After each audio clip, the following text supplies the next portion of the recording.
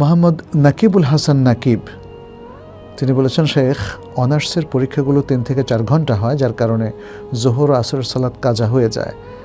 এখন কি 2 ওয়াক্তের সালাত কসর পড়তে হবে? না ভাই, আপনার এই প্রস্তাবটা রক্ষা করার কোনো দলিল না পাওয়া যাওয়ার কারণে, এই ধরনের রুখসাত শরিয়াতে না থাকার কারণে এটা আমরা অনুমতি দিতে পারছি না। কারণ শরিয়ার বাইরে এক বিন্দু যাওয়ারও কোনো ইখতিয়ার আমার আপনার কারোই নাই। আল্লাহ সুবহানাহু ওয়া তাআলা বলেছেন, ইন্না সালাতা কানাত আলাল মুমিনিনা কিতাবাম মাওকুতা, নিশ্চয়ই সালাত মুমিনদের উপর নির্দিষ্ট সময় পড়াটা ফরজ। এটা আল্লাহ নির্ধারণ করে দিয়েছেন। আমাদের জাগতিক পরীক্ষা, অমুক তমুক, এই সেই, এগুলোর জন্য সালাতকে তার ওয়াক্ত চলে যাওয়ার পরে পড়ার কোনো অপশান নাই। সফর অবস্থায় অথবা ভূমিকম্প কিংবা বৃষ্টি হলে তখন জমা করা যায়।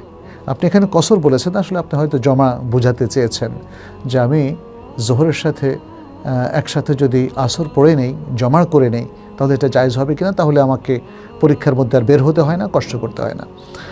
একটা মুসলিম দেশে আপনি পরীক্ষা দিচ্ছেন, অবশ্যই হয় পরীক্ষার টাইমটা এমনভাবে করতে হবে যাতে কোনো সালাত মিস না হয়, অথবা পরীক্ষার মাঝখানে যদি আসর রক্ত হয়ে যায় তাহলে কর্তৃপক্ষের উপর ফরজ হচ্ছে তারা পরীক্ষার্থী সবাইকে, ছেলে এবং মেয়ে সবাইকে তারা ফরজ সালাত আদায়ের জন্য পারমিশন দেবে।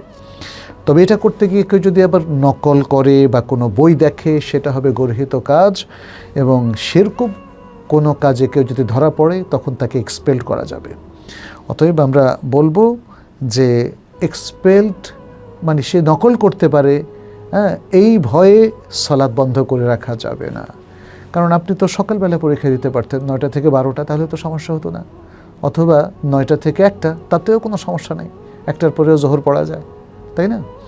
তো পৃথিবীটাকে, আমাদের পরীক্ষা ব্যবস্থাপনা, আমাদের রাষ্ট্রীয় কাঠামো, আমাদের প্রশাসনিক ব্যবস্থাপনা, সব কিছুকে এমনভাবে সাজাতে হবে যাতে মুসলিম